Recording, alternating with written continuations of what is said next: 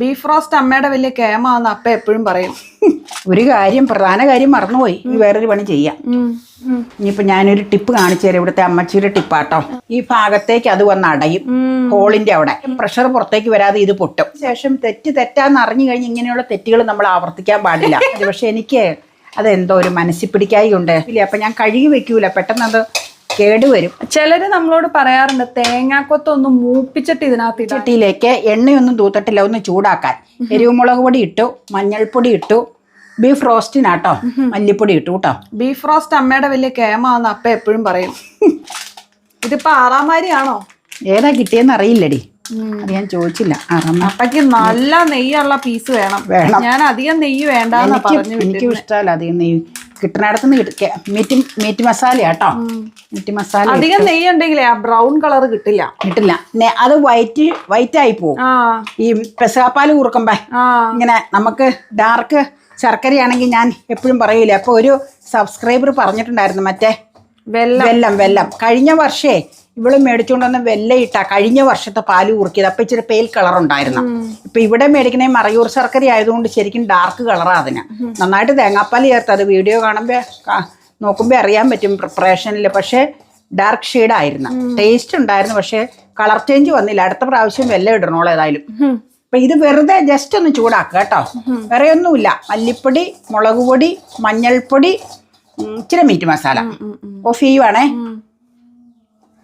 എന്നിട്ട് നമുക്കില്ലേ ഇതിലേക്ക് അങ്ങ് ഇട്ടേച്ച് മിക്സ് ചെയ്യാം. എടുത്ത് നമുക്ക് മിക്സ് ചെയ്യണം. വെളുത്തുള്ളി പേസ്റ്റ് കേട്ടോ. ഇനി ഇത് ഇഞ്ചി പേസ്റ്റ്. വെളുത്തുള്ളി പേസ്റ്റ് നമുക്ക് മേടിക്കാറായി. ഞാൻ മിനിഞ്ഞാന്ന് പറയാഞ്ഞതാ, ഇതങ്ങ് തീരട്ടെ എന്ന് ഓർത്തു. അവിടെ ഇരിക്കണപ്പോ ഞാൻ ഓർത്തിട്ടില്ല. തീർന്നിട്ട് മതി. ഇത് ഒരാഴ്ചത്തേക്ക് ഉണ്ട് കൊച്ചേ. പിന്നെ ഉലർത്താൻ വെളുത്തുള്ളി നന്നായിട്ട് ചേർക്കൂലേ. ഇനി നമുക്കിതേ കൈ കഴുകിയേച്ചില്ലേ, കൈ കൊണ്ട് തന്നെ ചെയ്യണം. എങ്കിലാണ് അതിലേക്ക് ശരിക്കും അങ്ങ് പിടിക്കുള്ളൂ. ചൂടുണ്ട്, അതാ ഞാൻ പതുക്കെ തപ്പി നിൽക്കണം. ചീനിച്ചിട്ട് ചൂടല്ലേ, മറ്റേ ചീനിച്ചിട്ട് അങ്ങ് മാറ്റിയതാ. ഇതില് അങ്ങ് ഞാൻ ഈ ചീനിച്ചിട്ട് തന്നെ എടുത്തതെന്നാന്ന് വെച്ചാൽ പിന്നെ കഴുകി ഇതിലേക്കൊന്നും ഒഴിക്കണ്ടല്ലോ. ഇറച്ചിന്ന് വെള്ളം വരും വേവുമ്പേ. അതുകൊണ്ട് പിന്നെ ചെയ്തു. ഇനി കുറച്ചു നേരം തിരുമ്മി ഇവിടെ ഇരിക്കട്ടെ കേട്ടോ. എന്നിട്ട് നമുക്ക് വേവിക്കാൻ വയ്ക്കാം കേട്ടോ. ഒരു കാര്യം, പ്രധാന കാര്യം മറന്നുപോയി. ഉപ്പ്, കല്ലുപ്പ് എടുത്തോണ്ട് വരാം. കല്ലുപ്പ് മേടിച്ചോണ്ട് അത് വിട്ടുപോയില്ലേ. മസാല തിരുമ്മിക്കൊണ്ടിരുന്നല്ലേ. അപ്പം നമ്മളിതേ കല്ലുപ്പൊക്കെ ഇട്ട് തിരുമ്മുക. ഉപ്പിടാൻ മറന്നുപോയായിരുന്നു കേട്ടോ. ഇനിയിപ്പോൾ തിരുമ്മിയേച്ച് എന്നാന്നറിയാമോ, ഒരു അരമണിക്കൂറെങ്കിലും ഇരുന്നാൽ അത്രയും നല്ലത് ഇറച്ചിയിലേക്ക് പിടിക്കാം. ഓക്കെ, ഇനി അവിടെ ഇരിക്കട്ടെ. അവനൊന്ന് സെറ്റായിട്ട് നമുക്ക് വേവിക്കാൻ വയ്ക്കാം കേട്ടോ. ഇപ്പം ദേ ഞാൻ നിങ്ങളോട് പറയാതെ സ്വല്പം ഇളവൻ തേങ്ങാക്കൊത്തും 2-3 പച്ചമുളകും ചുമ്മാ റോ ഫോമിലേക്ക് ഇട്ടിട്ടുണ്ട്. പച്ചമുളക് വഴറ്റി ചേർക്കുവാണെങ്കിൽ നല്ലതാണ്. പകുതി വെന്ത് കഴിയുമ്പോൾ ഒരു ടൊമാറ്റോ അരിഞ്ഞ് ചേർക്കാം കേട്ടോ. ടൊമാറ്റോയും പച്ചമുളകും പൊടി ചൂടാക്കുമ്പോൾ ഒന്ന് ചൂടാക്കി വെച്ച് ചേർത്താലും നല്ലതാട്ടോ. ഞാനിപ്പോൾ അങ്ങനെയൊന്നും ചെയ്തില്ല, ചുമ്മാ അങ്ങ് ഇടുക ചെയ്തതെന്ന് മാത്രം കേട്ടോ. ഇനി നമുക്ക് അടച്ച് വേവിക്കാം. കുക്കറിലേക്കെല്ലാം മാറ്റി ചെറിയ കുക്കറാണ് വെച്ചത്. അതിൻ്റെ ആവശ്യമുള്ളൂ. കുക്കറിന്റെ ലിങ്ക് വേണമെങ്കിൽ വീഡിയോയിൽ തന്നെ ടാഗ് ചെയ്തേക്കാം കേട്ടോ. PGന്റെ കുക്കറാണ്. കുറെ നാള് മുമ്പ് നമ്മള് മേടിച്ചതാ, വിമൻസ് ഡേയുടെ സമയത്ത്. ഇത് 2 ലിറ്ററാന്ന് തോന്നുന്നു. നോക്കിയേച്ച് പറയാൻ വേണമെങ്കിൽ ആവശ്യമോ ആരെങ്കിലും ഉണ്ടെങ്കിൽ. മറ്റേത് 5 അല്ലേ? അതെ, 5, 2, 1. ഒന്നിന്റെ വേണമെങ്കിൽ കാണിച്ചേക്കാം പ്രഷർ പാൻ. മറ്റേ വലുത് ഞാൻ അരി വേവിച്ച് വെച്ചേക്കുക. അത് വേണമെങ്കിൽ തിളപ്പിക്കാൻ നേരത്ത് കാണിക്കാം. അത് 5. അപ്പൊ ആ അടുക്കളയിൽ നിന്ന് ഒരു വാഷർ മേടിച്ചോ. ഇനി അവിടെ 5ന്റെ വാഷറുണ്ട്, സ്റ്റീല്. ഓക്കെ, തുറക്കാവേ. അപ്പടി നെയ്യാ. വെട്ടി മാറ്റേണ്ടി വരുമോ? അല്ലാതെ പണി ചെയ്യാൻ നമുക്ക്. ഈ പന്നിയൊക്കെ ഉണ്ടാക്കുമ്പോ വരുന്ന നെയ്യ് പോലെ അല്ലേ? നോക്കട്ടെ കേട്ടോ. ഓരോ കഷ്ണം എടുത്ത് നോക്കിയാൽ കയ്യിൽ വേവറിയാൻ പറ്റും. ഒട്ടും വെള്ളം ഒഴിക്കാതെ അല്ലേ? അതെ, വെള്ളമൊന്നും ഒഴിച്ചില്ല. അതിന്ന് വന്നതാ. ഫുള്ള് നെയ്യാട്ടോ. ഇച്ചിരൂടെ ഉഗ്രം ബീഫാണ്. ഇച്ചിരൂടെ വേവാനുണ്ട്. അപ്പോൾ ഒന്നോടെ വിസിലടിപ്പിക്കാം. എന്നിട്ട് ഓഫ് ചെയ്തിടാം. എന്നിട്ട് എങ്ങനെ വേവിച്ചെടുക്കണേന്ന് കാണിക്കാം. അല്ലാതെ വെള്ളം വറ്റിക്കണ എങ്ങനെയാന്ന് കാണിക്കാം. അല്ലെങ്കിൽ വേറൊരു പണി ചെയ്യാം. ഒന്നോടെ വിസിലടിപ്പിച്ച് വെച്ച് ഓഫ് ചെയ്യാം. ഇതിരിക്കട്ടെ കേട്ടോ. വിസിലടിപ്പിച്ച് ഓഫ് ചെയ്തിടാം. എന്നിട്ട് വെള്ളം വറ്റിക്കുന്ന എങ്ങനെയാന്ന് കാണിച്ചു തരാം കേട്ടോ. ബീഫ് വളർത്താണ് എല്ലാവർക്കും മലയാളികളുടെ ഒരു വികാരം. ശരിയത്, വളരെ ശരിയാണ്. ചിക്കനേക്കാൾ കൂടുതൽ ആൾക്കാർക്ക് ഇഷ്ടം ബീഫാണ്. അത് ചിക്കനാണെങ്കിലേ പണ്ടത്തെ കാലത്ത് ഈ നാടൻ ചിക്കൻ അപ്പൊ പറഞ്ഞ പോലെ ഇപ്പൊ ഈ ബ്രോയിലർ ഇറങ്ങിയ പിന്നെ ബ്രോയിലറിനോട് എല്ലാവർക്കും കാര്യം വേഗം വേവും. പക്ഷെ അതിന് അതിൻ്റെതായ വേറെ ടേസ്റ്റ് അല്ലേ. അതെ അതെ അതെ. വളർത്തുകോഴി എന്ന് പറഞ്ഞു കഴിഞ്ഞാൽ നമ്മള് ഇതിലിട്ട് ഭക്ഷണം കൊടുക്കുവല്ലേ, പുറത്തേക്ക് വിടുന്നില്ലല്ലോ. മറ്റേ കോഴി എന്ന് പറഞ്ഞാൽ പുറത്ത് നടന്ന് എല്ലാം കൊത്തിപ്പറന്ന് തിന്ന് നല്ല എനർജി അല്ലേ. റബ്ബർ ബാൻഡ് ഇപ്പയിലേക്ക് വരും. വിസിലടിച്ചിട്ട് നമുക്ക് ഓഫ് ചെയ്തിടാം. പിന്നെ അതിൽ നെയ്യ് പറ്റിക്കണ എങ്ങനെയാന്ന് കാണിച്ചു തരാം. ആ പറ്റിക്കുന്ന മെത്തേഡ് ഇവിടുത്തെ അമ്മച്ചിയുടെയാ. കാണിച്ചു തരാം നിങ്ങളെ. ഇവിടെ വന്ന് ഞാൻ പഠിച്ചതാ. ചെറിയ ചെറിയ ടിപ്പുകളൊക്കെ നിങ്ങൾക്ക് ഇതിൽ നിന്ന് ഉപകാരപ്രദമായിരിക്കും കേട്ടോ. ഉപകാരപ്രദമാവണവരെടുക്കുക, ഇല്ലാത്തവർ വേണ്ട. ഒന്നോടെയും തുറക്കാം. ഒരു പ്രാവശ്യം തുറന്നായിരുന്നു, ഇച്ചിരിയുടെ വേവ് കുറവുണ്ടായിരുന്നു സ്പൂണിൽ നോക്കിയപ്പോൾ. ഇത് ഏതായാലും വെന്തിട്ടുണ്ടാവും. ഇനിയിപ്പോൾ ഞാനൊരു ടിപ്പ് കാണിച്ചു തരാം. ഇവിടുത്തെ അമ്മച്ചിയുടെ ടിപ്പാട്ടോ. നോക്കട്ടെ, വേവ് ഒന്ന് നോക്കട്ടെ. നെയ്യല്ലേ ഉരുകി കിടക്കണേ, അതെങ്ങനെയാണ് ഇവിടെ വറ്റിക്കണേന്നുള്ളത് കാണിച്ചു തരാം. പലരും ചെയ്യണതായിരിക്കും കേട്ടോ. രുചിച്ചു നോക്കാതെ. വേണ്ട വേണ്ട വേണ്ട, അതൊന്നും ചെയ്യൂല. വെന്തു മതി. ഇനി ചെയ്യണ കാണിച്ചു തരാം. ഇതിവിടെ വെക്കുക കേട്ടോ. ഇതേ കണ്ടോ, ഇതാ വശം, അതുകൊണ്ടാട്ടോ ഈ വശം ഇങ്ങനെ കാണിക്കുന്നത്. ഇച്ചിരി വെള്ളം അതിൽ കിടന്നോട്ടോ, കുഴപ്പമില്ല. ഇനി എന്നെ ചെയ്യണേന്നറിയാമോ, ഇത് നെയ്യും മസാല ഇതിൻ്റെ അടിയിൽ കിടക്കണം മുഴുവനും. അത് ഗ്യാസ് ഓൺ ചെയ്ത് വെച്ചേച്ച് ചീൻചട്ടിയിലിട്ടങ്ങ് വറ്റിക്കും. വറ്റിച്ചേച്ച് കുക്കറിലിരിക്കുന്ന ഇറച്ചി അതിലേക്ക് ചേർക്കും. എന്നിട്ടങ്ങ് പെരട്ടിയെടുക്കും. അത് കഴിഞ്ഞിട്ടാണ് ഉലർത്തുന്നത്. ചക്കക്കുരു മുരിഞ്ഞ പോലെയൊക്കെ ഇരിപ്പുണ്ട്. ഇറച്ചിയൊക്കെ വേവിക്കുമ്പോൾ എല്ലാ സംഗതികളും കുക്കറിൽ വേവിക്കുമ്പോൾ വേപ്പില ഇട്ട് വേവിച്ചോണ്ടായിരുന്നേ. 1-2 നല്ല സബ്സ്ക്രൈബേഴ്സ് നമ്മളോട് പറഞ്ഞു തന്നു, വേപ്പില ഇട്ട് വേവിച്ചു കഴിഞ്ഞാൽ ആവി പോകുമ്പോ ഈ ഭാഗത്തേക്ക് അത് വന്ന് അടയും, ഹോളിന്റെ അവിടെ. അപ്പൊ അന്നേരം പ്രഷർ പുറത്തേക്ക് വരാതെ ഇത് പൊട്ടും. Safety valve. അങ്ങനെ ചെയ്യരുത് മമ്മയെന്ന് പറഞ്ഞതിന് ശേഷം ഞാൻ കറിവേപ്പില ഇട്ട് വേവിക്കാറില്ല ഇതുവരെ. അതുവരെ അവർ പറഞ്ഞു തരുന്നവരെയും വേപ്പില ഇട്ട് വേവിക്കാറില്ല. പക്ഷെ ദൈവാനുഗ്രഹം കൊണ്ട് ഇതേവരെ അങ്ങനെ ഒരു സിറ്റുവേഷൻ എനിക്ക് വന്നില്ല കേട്ടോ. അത് മഹാഭാഗ്യമായി. അപ്പൊ അതിനുശേഷം തെറ്റാന്ന് അറിഞ്ഞു കഴിഞ്ഞ് ഇങ്ങനെയുള്ള തെറ്റുകൾ നമ്മൾ ആവർത്തിക്കാൻ പാടില്ല. അതുകൊണ്ടാണ് നിങ്ങളോട് ഞാൻ എപ്പോഴും സബ്സ്ക്രൈബേഴ്സിനോട് പറയണം, നിങ്ങൾ ചെയ്യണ മെത്തേഡും ഷെയർ ചെയ്യണം. ഷെയർ ചെയ്യണേ എപ്പോഴും നല്ലതാണ്. അപ്പം ഷെയർ ചെയ്താലല്ലേ കാര്യങ്ങൾ നമുക്ക് അങ്ങോട്ടും ഇങ്ങോട്ടും മനസ്സിലാക്കാൻ പറ്റുള്ളൂ. അപ്പം അത് നല്ലതായ കാര്യമാണെങ്കിൽ നമുക്കത് ഫോളോ ചെയ്യാമല്ലോ.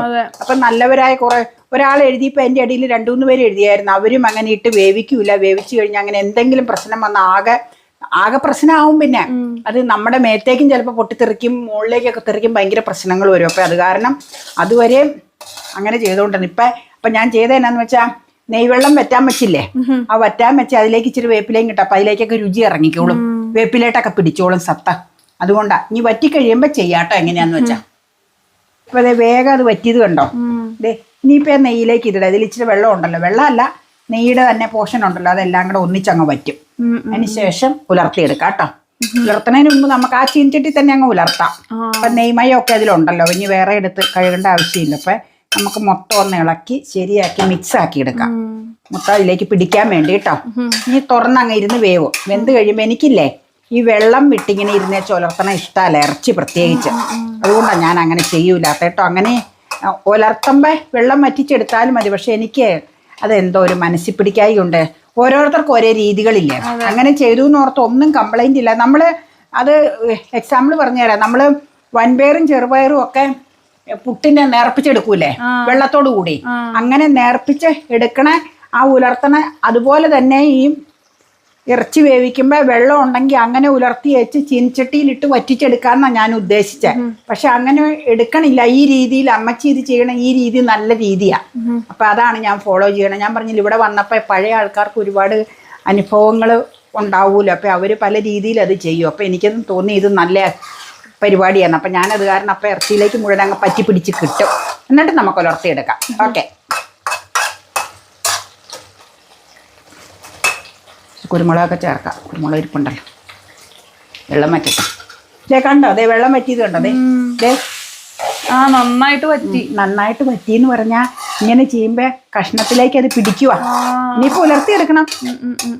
തേങ്ങാക്കൊത്ത് കുറച്ചാട്ടോ ഇട്ടോളൂ, പോരെ. ഇളവനത് ഇല്ലാത്തോണ്ടാ, ഇളവൻ തേങ്ങ തന്നെ ഇടണം. ഇനി ഞാൻ ഒന്ന് മൂടി വെച്ചേച്ച് ഉള്ളി ശരിയാക്കട്ടെ കേട്ടോ. ഉള്ളി ക്ലീൻ ചെയ്ത് ഇരിപ്പുണ്ട്. ഉള്ളി നമുക്ക് മൂടി വയ്ക്കുമല്ല, ഇതിലേക്ക് മറിക്കണം. ഇതിലാ ഉലർത്തണം, ഇതിൽ തന്നെ അങ്ങ് ഉലർത്താം, നെയ്യ് കളയുണ്ടല്ലോ. എന്നിട്ട് ഉള്ളി ക്ലീൻ ചെയ്തുകൊണ്ട് ചതച്ചാൽ മതി. ഇതേ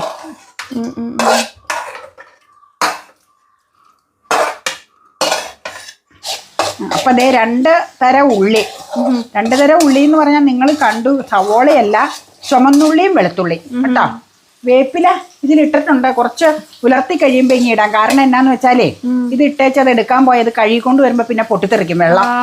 കഴുകി എടുക്കണം. ഞാൻ ഫ്രിഡ്ജിൽ വേപ്പില വെക്കുമ്പോൾ ഒട്ടും കഴുകിയല്ല വെക്കണേ, അലമ്പാവാതിരിക്കാൻ. അവനവന്റെ പറിച്ചോണ്ട് വന്ന വേപ്പിലയല്ലേ.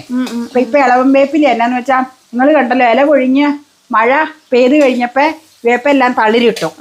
അതിൽ പൂവും വന്നായിരുന്നു. പൂ പക്ഷെ പിടിച്ചിട്ടുണ്ടോന്നറിയില്ല. പൂക്കെ കായായിക്കൊണ്ടിരിക്കും. അപ്പൊ അതുകൊണ്ട് തളിരി വേപ്പില്ല. അപ്പൊ ഞാൻ കഴുകി വെക്കൂല, പെട്ടെന്ന് അത് കേടുവരും. കാര്യം മുറ്റത്ത് വേപ്പുമരം ഉണ്ടെങ്കിൽ നമുക്ക് പറിച്ചു വെച്ച എപ്പോഴും നല്ലതല്ലേ. രാത്രിയിലോ മഴയൊക്കെ ഉള്ള സമയത്ത്, രാത്രിയിൽ പ്രത്യേകിച്ച് പാചകം ചെയ്യുമ്പോൾ വേപ്പില പറിക്കാൻ പിന്നെ മുറ്റത്ത് ഇറങ്ങി പോകേണ്ട കാര്യമില്ലല്ലോ. അതുകൊണ്ടാണ് ഫ്രിഡ്ജിൽ കുറച്ച് പറിച്ചു വെക്കണേ. അമ്മച്ചി കണ്ടമാനം വേപ്പ് നട്ട് ഇവിടെ പറമ്പ് നിറച്ച് വേപ്പുണ്ട്. പിന്നെ അതുകൂടാതെ ഇവര് 2 പേരും കൂടെ ലൈനായിട്ട് നട്ടേക്കണേ. ഇങ്ങനെ നട്ട് അതുകൊണ്ട് വേപ്പ് ഇഷ്ടം പോലെയുണ്ട്. ഇനി നമുക്ക് മൂത്ത് വരുമ്പോ കുരുമുളക് പൊടി, ചതച്ച മുളക് പൊടി മൂക്കട്ടെ കേട്ടോ. ഇത് മൂത്തില്ല. ചതച്ച മുളക് പൊടിയും ഇച്ചിരി എരിവ് മുളക് പൊടി ഇടാം കേട്ടോ. ചുമന്ന എരിവിന്റെ മുളക് പൊടി ഇടുന്ന കളറിന് വേണ്ടിയാട്ടോ. പിന്നെ ചതച്ച മുളക് പൊടി അല്ലാതെ. അത് എരിവ് വേണ്ടാന്ന് എനിക്ക് തോന്നണേ. മസാലയിൽ ഇച്ചിരിയൊക്കെ ചേർത്തിട്ടുണ്ടല്ലോ നമ്മൾ വേവിക്കാൻ നേരത്ത്. ഇതേ കുരുമുളക് ഇതിൽ നടക്കല്ലേലെന്ന ഇതിൽ അതിൻ്റെ ഇടയ്ക്ക് അപ്പം വന്നതുകൊണ്ടാട്ടോ. ഇതിൽ വെച്ചു ചട്ടുകത്തേല്. പിന്നെ ചതച്ച മുളക് പൊടി, എരിവ് മുളക് പൊടി. ഇത് മതിയാവൂ എന്നുള്ള പ്രതീക്ഷയല്ല. ഇനി മുളക് പൊടിയൊന്നും 2ാമത് ആഡ് ചെയ്യാൻ പറ്റൂല. കാരണം എന്നാന്ന് വെച്ച് കഴിഞ്ഞാൽ പിന്നെ അതിലേക്ക് ഇട്ട് കഴിഞ്ഞാൽ പച്ചക്കുത്ത് വരും. അപ്പൊ ഏതായാലും വേവിച്ചപ്പോ അത്യാവശ്യം നമ്മള് മീറ്റിനുള്ളത് ചേർത്തിട്ടുണ്ടല്ലോ. കൂടിപ്പോയാലും പ്രശ്നമല്ലേ. ഇപ്പൊ ഇട്ട് പുലർത്താട്ടോ. ഞാൻ ഉദ്ദേശിച്ചത് എന്നാന്ന് വെച്ചാൽ കൂടിപ്പോയ ഇച്ചിരി തേങ്ങാക്കൊത്ത് നോക്കട്ടെ. മണം വന്നിട്ടുണ്ട്.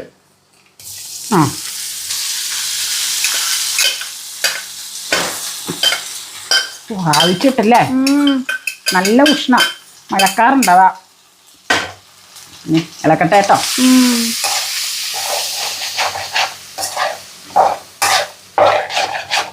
വരളണം. എത്രത്തോളം വരളാവോ അത്രത്തോളം കളറ് കിട്ടും കേട്ടോ. നേരത്തെ അങ്ങിടാം. കഴിഞ്ഞു. ഓക്കെ. ചിലര് നമ്മളോട് പറയാറുണ്ട് തേങ്ങാക്കൊത്തൊന്നും മൂപ്പിച്ചിട്ട് ഇതിനകത്ത് ഇടാനായിട്ട്. നല്ലതായിരിക്കില്ല. ആയിരിക്കും. അത് വേറൊരു കാര്യമുണ്ട്. അവര് പറഞ്ഞ ശരിയാ, മൂപ്പിച്ചിട്ടിട്ട ആ പച്ചച്ചൊവ ഉണ്ടാവൂല ചിലപ്പോ. നമ്മളെങ്ങനെയാന്ന് വെച്ച് കഴിഞ്ഞാൽ ഇറച്ചി ശരിക്കും മൂത്തതാണെങ്കിൽ ഇറച്ചിയുടെ കൂടെ തന്നെ ഇട്ട് വേവിക്കാം. ഇതിപ്പോ ഇളവനായിരുന്നു. ഞാൻ പക്ഷെ ചെറുതായിട്ട് അരിഞ്ഞേച്ച് ഇറച്ചിയുടെ കൂടെ ഇട്ടാ വേവിച്ചത്. സാധാരണ ഇടയ്ക്ക് ഒന്ന് തുറന്നു നോക്കും വെള്ളം വറ്റിയോ എങ്ങനെയാന്നുള്ളത്. ആ സമയത്ത് തേങ്ങാക്കുത്തയിലേക്ക് ചേർത്താൽ മതി. ഞാൻ പക്ഷെ ആദ്യം വേവിക്കാൻ ഇട്ടപ്പോ തന്നെ മീതെ അങ്ങ് പച്ചമുളകും തേങ്ങാക്കൊത്തും കൂടെ ഇട്ടായിരുന്നു കേട്ടോ. പിന്നെ ആ ഒരു കിളികളുമാണ് ഇവിടെ ഇഷ്ടം. അതുകൊണ്ടും കൂടിയാണ് കേട്ടോ. അല്ല കിളികളു എന്നുള്ളത് പോവില്ലേ? പോകുന്നില്ല. മൂപ്പിക്കണം എന്ന് അവരുദ്ദേശിച്ചത് മുളക് പൊടിയൊക്കെ നമ്മളൊന്ന് ചൂടാക്കൂലേ, അതുപോലെ തേങ്ങാക്കൊത്ത് വെറുതെ ഒന്ന് വഴറ്റിയേച്ച് ചേർക്കാൻ. അപ്പൊ വഴറ്റിയതിന്റെ ഒരു രുചി കിട്ടും. അതായത് സവോളയും പച്ചമുളകും ഒക്കെ വഴറ്റി ചേർക്കൂലേ പുലർത്തുമ്പോ, അങ്ങനെ ചെയ്യുമ്പോ. ഇതിനിപ്പോ ഞാൻ ഉദ്ദേശിച്ചത് ടൊമാറ്റോയും സവോളയും വഴറ്റി ചേർക്കണമെന്നാ. പക്ഷെ അത് വഴറ്റി ചേർത്തില്ല. പിന്നെ ടൊമാറ്റോ ചേർക്കണം അപ്പയ്ക്ക് അത്ര താല്പര്യമില്ല, പുളിപ്പ് വരുമെന്ന് പറയും. ടൊമാറ്റോയും സവോളയും കൂടെ വഴറ്റി ചേർത്ത ഒരു ഗുണം എന്നാന്ന് വെച്ച് കഴിഞ്ഞാൽ ഗ്രേവി ഉണ്ടാവും അന്നേരം. ഇതിപ്പോ ഡ്രൈ റോസ്റ്റ് പോലെ വരും നാളെ എടുക്കുമ്പോ. അങ്ങനെ ഉദ്ദേശിച്ചാണ് ഞാൻ ചെയ്തത്. പക്ഷെ സ്വല്പം ഗ്രേവി എന്തായാലും ഉണ്ടാവും. പിന്നെ നെയ്യല്ലേ, അത് കാരണം ഗ്രേവി ഉണ്ടാവും. ഈ സംഭവത്തില് എന്തെങ്കിലും ഇട്ട് എടുക്കാനുണ്ടെങ്കിൽ എടുക്കായിരുന്നു. പക്ഷെ ഇപ്പൊ തൽക്കാലം എടുക്കാൻ ഒരു ഏത്തക്കായ ഉണ്ട്. ആ ഏത്തക്കായ ഇട്ട് പറ്റിച്ച് ഫ്രിഡ്ജിലേക്ക് വെക്കാം. ഇതിന്റെ കൂടെ ഏത്തക്ക ചേർക്കണ്ട ഏതായാലും. എന്നിട്ട് പിന്നെ വേറെ എന്തെങ്കിലും എടുക്കുമ്പോൾ ഏത്തക്ക ശരിയാക്കി എടുക്കാം. അല്ലെങ്കിൽ വൈകിട്ടെല്ലാം പുറത്തു പോകണ്ടെങ്കിൽ കപ്പയെല്ലാം കിട്ടുവാണെങ്കിൽ ഇട്ടാ കപ്പയിട്ട് വേവിച്ച് ഉലർത്താം. മറന്നുപോയി പറയാനത്. ഇത്ര നെയ്യ് ഉണ്ടാവും ഓർത്തില്ലല്ലോ. അപ്പൊ ഓക്കെ, നാളെ കഴിക്കാൻ പറ്റുള്ളൂന്നുള്ളൂ. ഇനി മൂടിയാക്കട്ടെ എന്നാ. ഈസ്റ്ററിന് ഉണ്ടാക്കിയ ബീഫ് റോസ്റ്റിൻ്റെ മെത്തേഡ് ഉണ്ടല്ലോ, അത് വീഡിയോയിൽ കണ്ടില്ല എന്ന് കമൻസ് ഉണ്ടായിരുന്നു കേട്ടോ. എന്നാൽ പിന്നെ അതങ്ങ് ചെയ്തേക്കാമെന്ന് വിചാരിച്ചു. ഇതാണ് ആ ബീഫ് റോസ്റ്റ്. അപ്പോൾ സാധാരണ നമ്മൾ ഈ രീതിയിൽ അങ്ങനെ വരട്ടി അങ്ങ് എടുക്കാറില്ല കേട്ടോ. നമ്മൾ നേരത്തെ പറഞ്ഞല്ലോ, നെയ്യ് ഒരു ഇച്ചിരി തളം കെട്ടി കിടക്കുന്ന രീതിയിൽ എടുക്കുന്നതാണ് അപ്പയ്ക്ക് ഇഷ്ടം. എനിക്കും കുഴപ്പമൊന്നുമില്ല, പക്ഷേ എനിക്കൊരു പൊടിക്ക് കൂടുതൽ ഇഷ്ടം ഈ ടൈപ്പാണ്. അമ്മയ്ക്കും അതെ കേട്ടോ. അപ്പോൾ അതുകൊണ്ട് ഞങ്ങൾ ഇത്തവണ ഈ രീതിയിൽ ഉണ്ടാക്കാം എന്ന് വിചാരിച്ചു. സാധാരണ മറ്റേ ടൈപ്പല്ലേ ഉണ്ടാക്കാറ്. അപ്പോൾ ഇത് നെയ്യ് കുറച്ചെടുത്ത് മാറ്റിയിട്ടുണ്ട്. അത് നമ്മൾ വേറെ കറി ഉണ്ടാക്കാനായിട്ട് യൂസ് ചെയ്തായിരുന്നു ആ നെയ്യ്. പിന്നെ കുറച്ചുണ്ടായിരുന്ന നെയ്യ് ഈ ബീഫിൽ തന്നെ ഇട്ട് വരട്ടി ഇതുപോലെ ബ്രൗൺ ആകുന്നത് വരെ ആക്കിയെടുത്തു കേട്ടോ. പിന്നെ തേങ്ങാക്കൊത്തും കൂടെ ഇടുമ്പോൾ ആ രുചി നന്നായിട്ട് എൻഹാൻസ് ചെയ്യുന്നതായിട്ട് തോന്നി. പിന്നെ ഈസ്റ്ററിൻ്റെ അന്നത്തെ ദിവസം നല്ല രസമായിട്ട് ഈ ബീഫ് റോസ്റ്റും സാലഡും ഒക്കെ കൂട്ടി കഴിക്കുന്ന വീഡിയോ നിങ്ങൾ ഓൾറെഡി കണ്ടതാണ് അല്ലേ. അപ്പോൾ ഇത് വൈകുന്നേരം കഴിക്കുന്നതാണ്. ചപ്പാത്തിയുടെ കൂടെ കഴിക്കാമെന്ന് വിചാരിച്ചു. ഇത്തവണ സാലഡ് എടുത്തില്ല, കാരണം ഉച്ചയ്ക്ക് എടുത്തായിരുന്നു. പിന്നെ കുറേ ജോലികളൊക്കെ കഴിഞ്ഞപ്പോഴേക്കും സാലഡ് ഉണ്ടാക്കാനായിട്ട് മടിയായി. അത് കാരണം പിന്നെ സാലഡ് ഉണ്ടാക്കിയില്ല. എങ്കിലും ഇറ്റ് വാസ് ടേസ്റ്റി. ഊണിൻ്റെ കൂടെയും ചപ്പാത്തിയുടെ കൂടെയും കഴിക്കാൻ പറ്റിയ ഒരു ഡിഷാണ് ബീഫ് റോസ്റ്റ് അല്ലേ. എന്ന് പിന്നെ ഞാൻ പറയേണ്ട കാര്യം ഇല്ലല്ലോ അല്ലേ. ഇതുപോലെ ഡ്രൈ ആയിട്ടിരിക്കുന്നതാണോ നിങ്ങൾക്ക് ഇഷ്ടം, അതെയോ കുറച്ചിങ്ങനെ പേരണ്ടൊക്കെ ഇരിക്കുന്നതാണോ ഇഷ്ടം എന്ന് താഴെ കമൻറ്റ് ചെയ്യട്ടോ.